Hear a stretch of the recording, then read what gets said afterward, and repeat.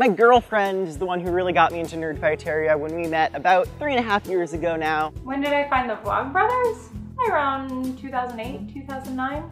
I was very expressive about my nerdiness and a lot of people judged me for that, so I didn't really feel like I fit in with anybody. I was in the library. I saw on top of the shelf, like featured by the librarian, a book called An Abundance of Catherines. But the fact that the two of us were standing in queue and waiting to buy this book was hilarious to me because both of us are named Catherine. And I just assumed that John Green was one of those old dead authors, and I didn't pay much attention to him.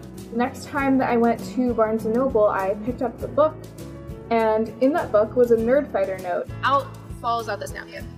And on the napkin it says, do you know what DFTVA means?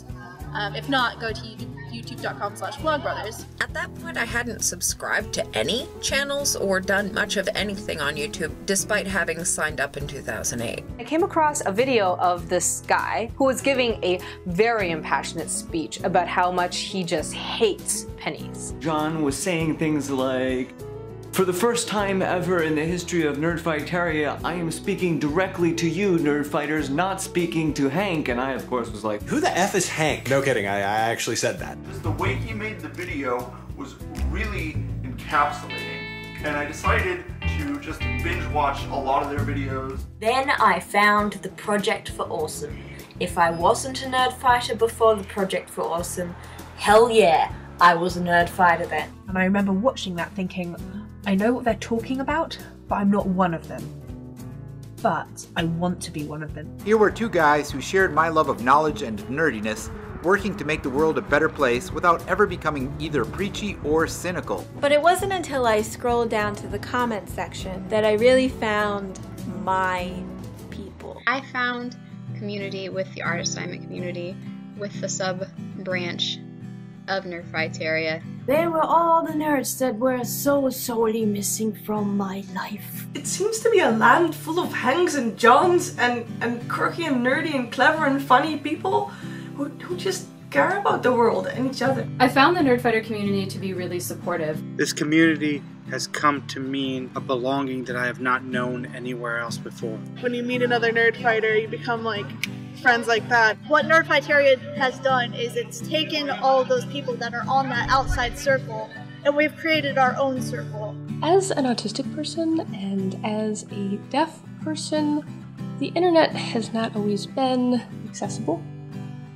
But the Nerdfighter community has gone above and beyond to make it accessible to people like me. In other communities, if you call out a YouTube star, you will get backlash, but within Nerdfighteria, I have felt so warmly embraced and listened to. It's taught me that placing yourself in another person's narrative, or imagining complexly, is really what allows you to see the value that you can provide someone and the value that they can give to you. It makes it possible for everyone who feels that they can make the world better to know that they're not alone in that. The things that they do in the community and the things that they do for the betterment of the world and the betterment of society has actually helped me to want to do that for myself and for others. Nerdfighteria is what introduced me to YouTube. It's what showed me that there was a YouTube community. Not only were they my introduction to like the community aspect of YouTube, they were also my introduction to sort of fandom as a community thing. I love kind of keeping up with Vlogbrothers and seeing what the community is doing. I feel like I am part of Nerdfighteria because I am participating.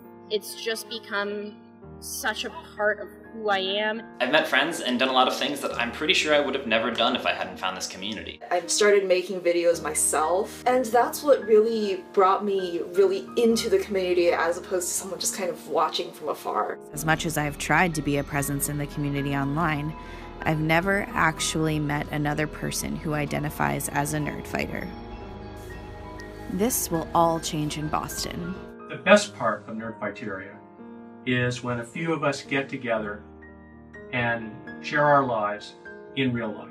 To me, Nerdfighteria means that I'm never alone, that I have this community that I can turn to and trust. You guys have been there, whether you know it or not, at some really dark moments. What really made me love the community was like the videos and the group and the discussions and the fact that no one there was being judgmental and everybody was really appreciative. This community has given me experiences that I value just as deeply as ones I've had with family and friends. And it all started with two guys making videos on YouTube. It's quite literally a life-changing YouTube channel. John and Hank have always been a tremendous inspiration to me, and the values of Nerdfighteria have been values that have shaped and guided quite a large amount of my adult life. One of the things that makes the Nerdfighter community so special is that, while it is so influential in community building online, it's able to expand beyond that too and have real effects in people's lives. We want to do good things for the world. We don't want the world to suck. I am so proud of all of the things we've been able to accomplish together. The creativity and collaboration in this community is amazing and unique. It's kind of community that I don't see anywhere else. So thank you to Hank and John for creating and cultivating this wonderful community.